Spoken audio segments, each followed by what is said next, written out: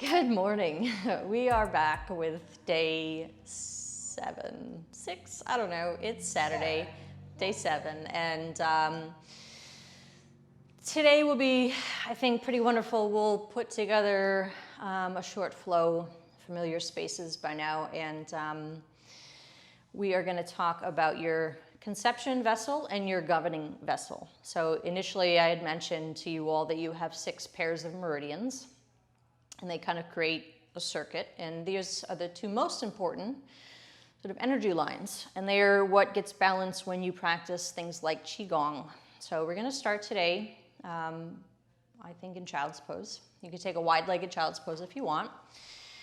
Super simple, super easy. Let the weight of your hips fall. Forehead can rest on your mat, and you're allowing yourself to find neutral space. So it's all about balancing today, which is really the gist of Yin. Yes, all the meridians, very specific energies, acupressure points, but in general, a complement to all of the rest of the work you do in your day.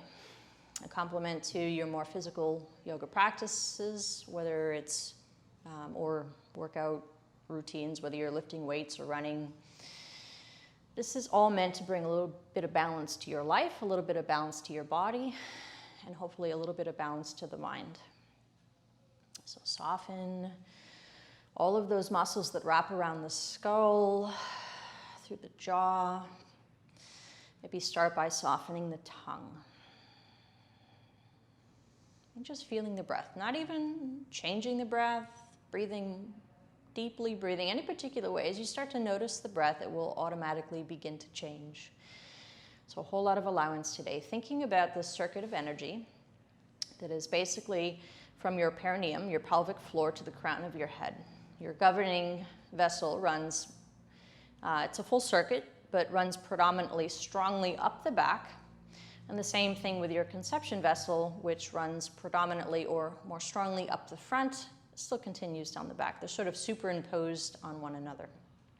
You can stay with child's pose, or I'm going to invite you to walk your palms out a little bit farther, maybe lift your gaze to bring your heart towards the mat, maybe chin towards the mat.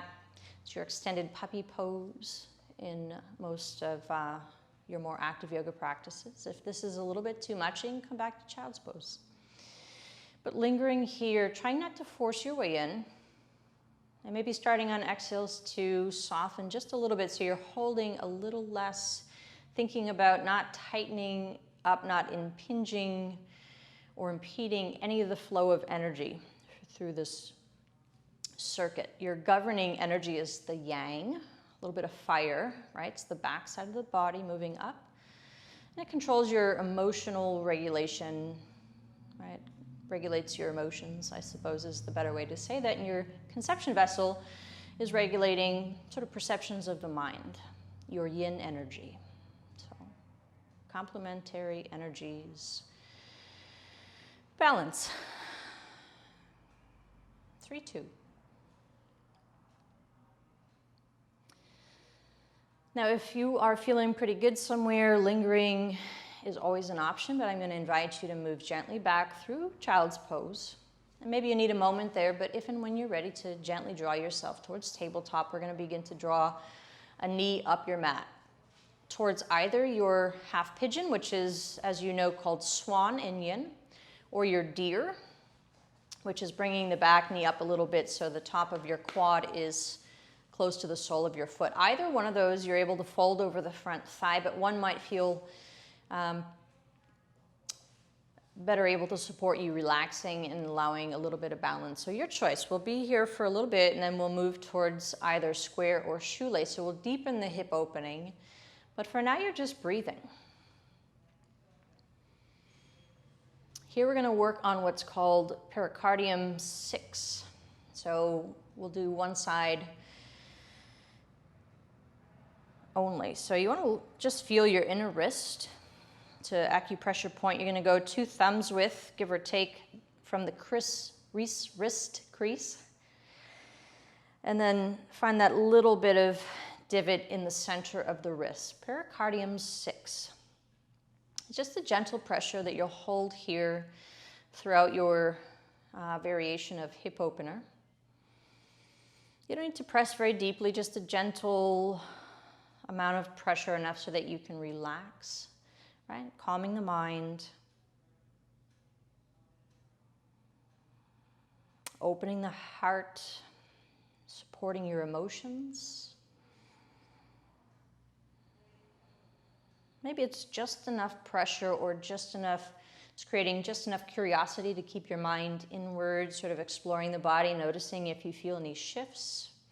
Maybe your mind is following sensation in the hips.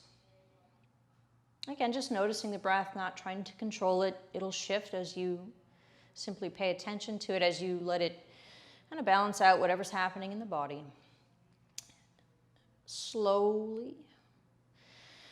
You might want to release the wrist if you need a little assist here to wrap your left leg. As you come up through seated, right knee stays put, left leg is wrapping over, either to stack the knees towards your shoelace, or you can set up square where your shins are kind of parallel to one another. And again, the yin approach is you gently kind of softening in. If there's room to kind of fold over the front thighs, go for it. You're not worried about flexing toes or lengthening the spine or tilting the tailbone. Letting your body take what it needs, which is maybe some days harder than it sounds. So maybe you're continuing to gently press that pericardium 6 pressure point. You still want to drop the shoulders heavy, drop your jaw heavy.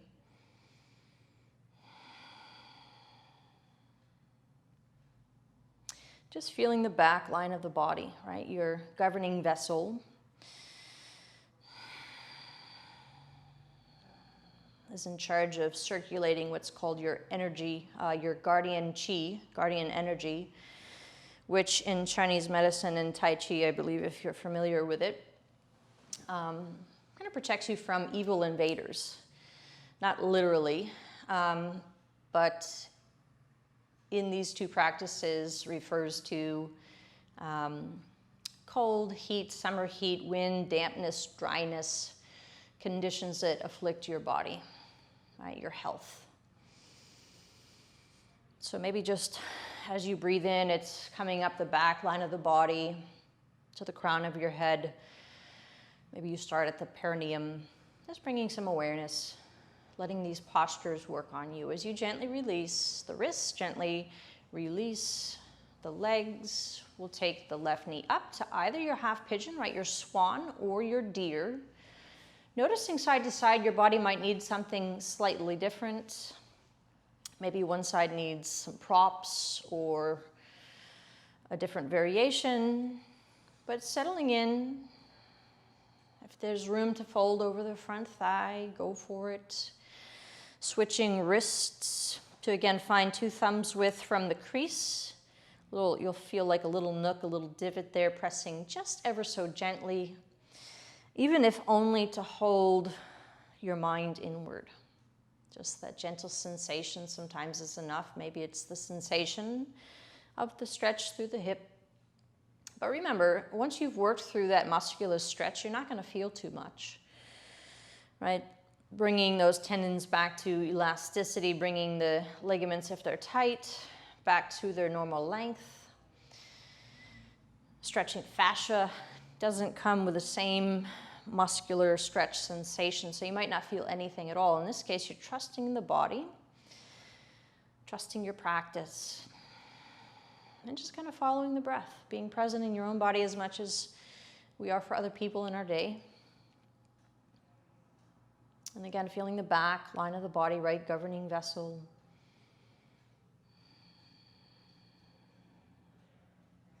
So there's a circuit of energy between conception vessel and governing vessel, which, again, perineum, pelvic floor to the crown of your head. So in theory, if you bring the tip of your tongue to the top of your mouth, right behind your teeth, and squeeze your anus, it completes a cycle. Now, again, if nothing more than bringing you some giggles or some presence in your body, then go for it. I've been playing with this past week. I can't tell you that I felt any particular circuit of energy, but I have found some giggles.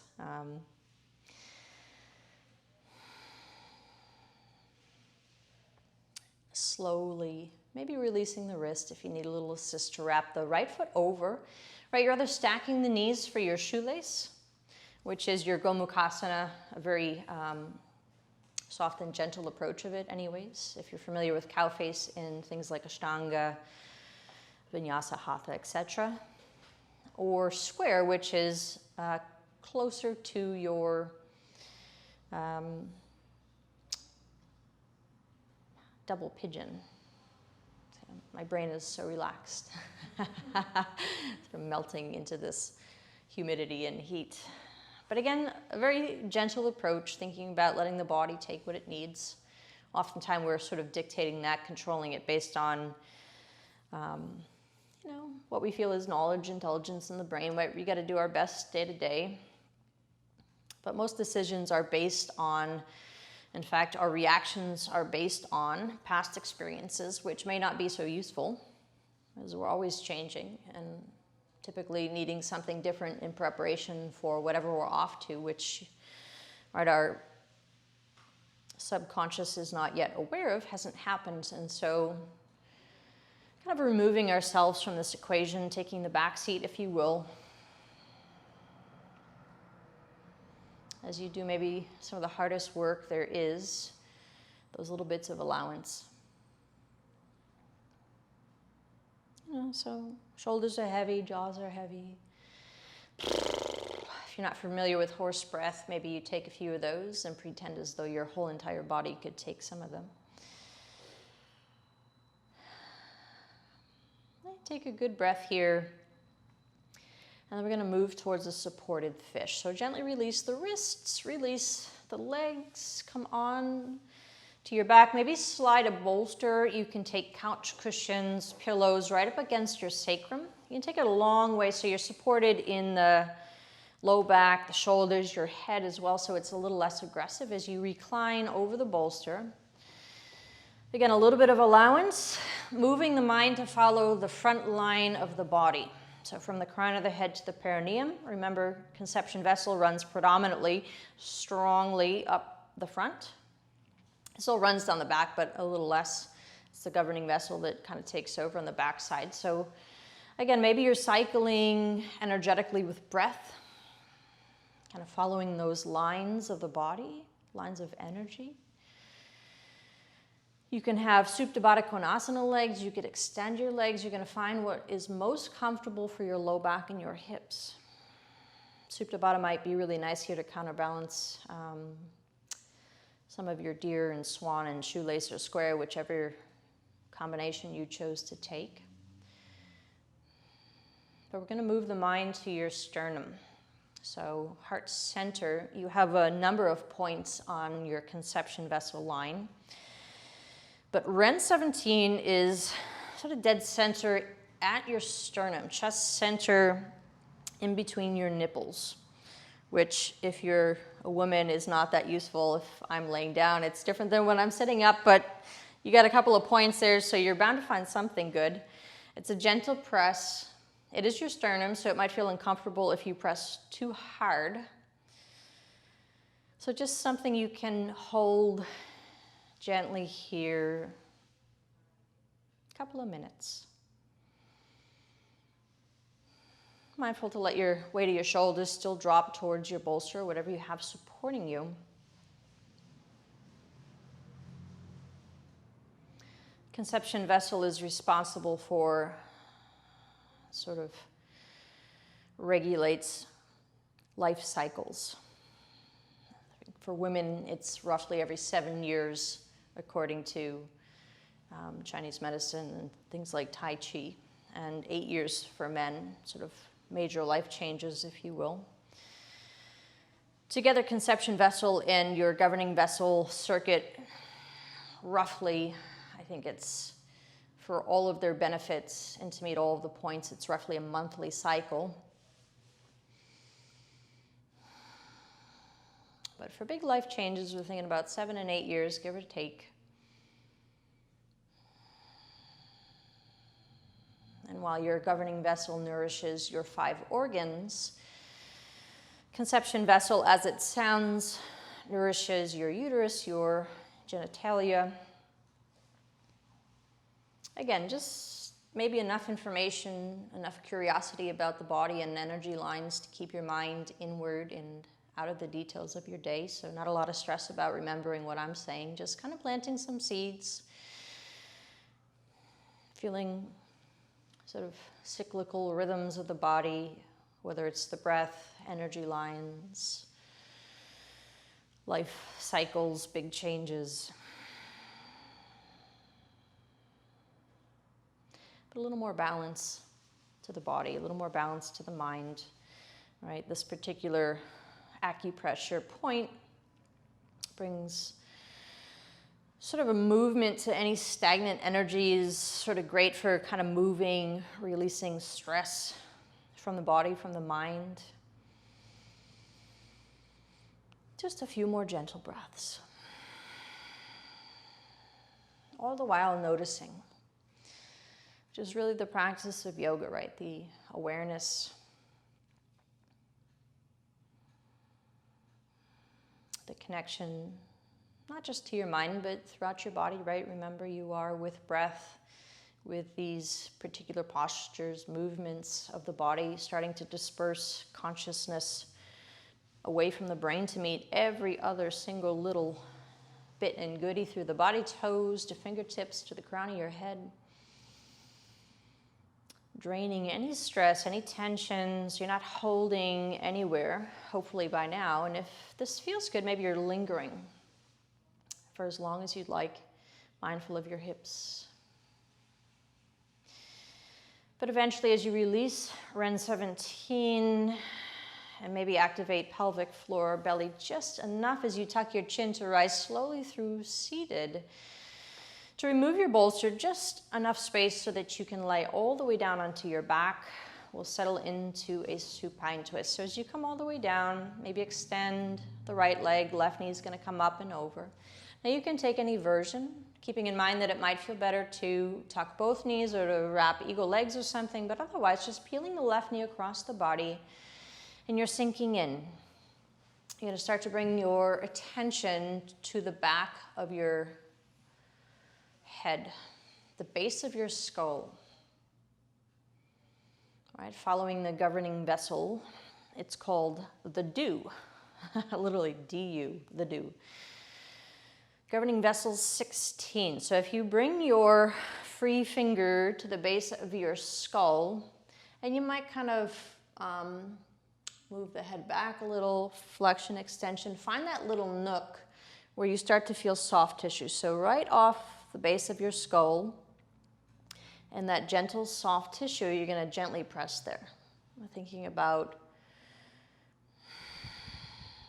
releasing stress and tension in the neck and the shoulders, releasing headaches, freeing up some movement in that energy circuit. Just 10 or 12 breaths. Again, maybe just enough pressure, just enough curiosity to keep the mind present in the body is all. But just like these poses are useful, so too are these little acupressure points. Just like your fascia, tendons, ligaments, we're not going to feel necessarily too much, if anything at all. And just trusting the body.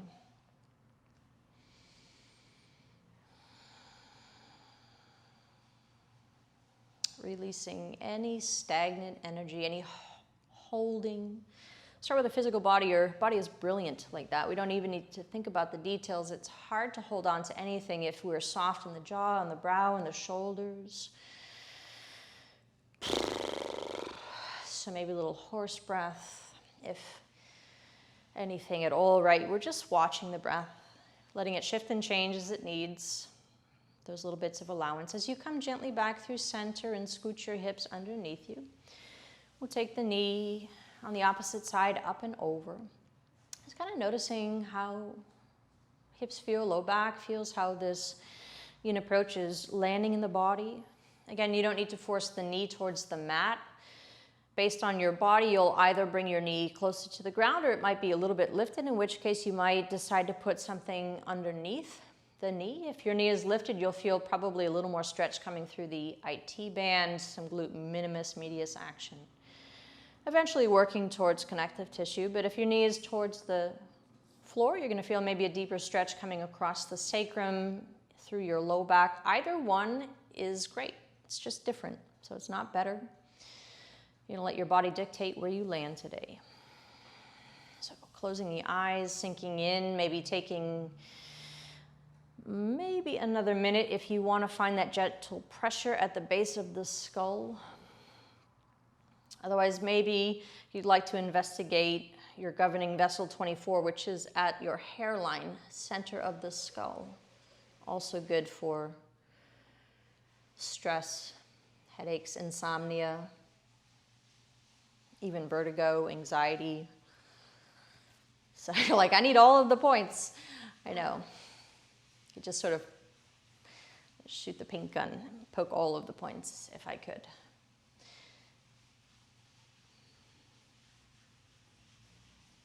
I forget in the moment what it's called, but there's an acupressure mat, little mat you lay on for your back. It has these little spikes, plastic spikes. They're shaped like a lotus. I'll think of it maybe 2 o'clock this morning. A Shakti mat, that's what it is. It's based on all these acupressure points. There's only limited amounts of fingers and digits we can work with in the moment, and trying to sink in and relax. So no stress about it. Sinking just a little bit deeper, maybe 3-4 more breaths, softening your jaw. Again, just enough curiosity to keep you present in the body, present in the moment. Maybe you find a little bit of balance by connecting those circuits, tip of your tongue to the roof of your mouth, a little squeeze of the biscuits there. And then we're going to melt back through center. As you scoot your hips underneath you, doing a little less and a little less with every breath out, a little bit of happy baby, just in transition, maybe 10 breaths or so. Knees come up nice and wide towards the armpits. You can lift your feet, or you can maybe just grab the fronts of your shins. It really does not matter whether you're reaching to wrap your peace fingers around your big toes, whether you found the backs of your calves, front of shins. Might feel nice to rock very gently over to one side. Maybe you linger there. Check out the other side, but feel yourself energetically sinking towards the mat, being supported by your breath, the floor, noticing how you don't need to do all of the work.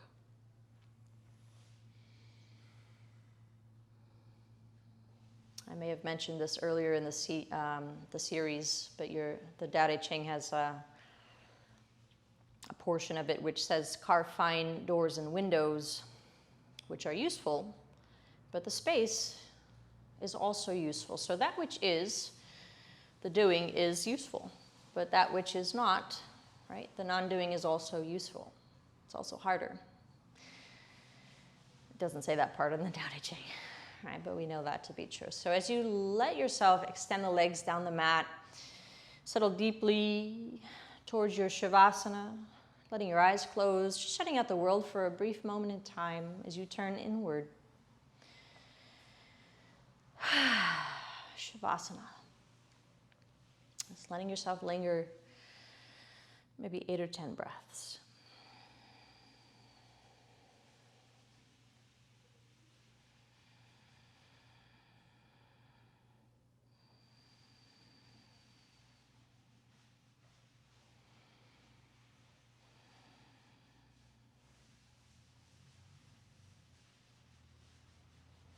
Letting your mind gently follow the breath. Still staying present in this deep rest. Letting go of all the physical postures, all of the acupressure points, all of that to get here. So this space that you've allowed yourself to create is what it's all about. So I invite you anytime you need to come back to it throughout the day, next week, just to come back to these couple of postures that by now, hopefully you're quite familiar with. Maybe you revisit some of the acupressure points, but really all in an effort to bring a little bit of balance to the body, right? To remove some of the stress and the tension and those ill effects that they cause in our body. And just find these moments of peace, stillness, quiet, whatever it feels like. It doesn't need a word. But if anything else, take this with you. So as always, pleasure to have you this week. Thanks to Pamela for being our little guinea pig, and we'll see you guys soon, all right? Be good to yourselves. Take care.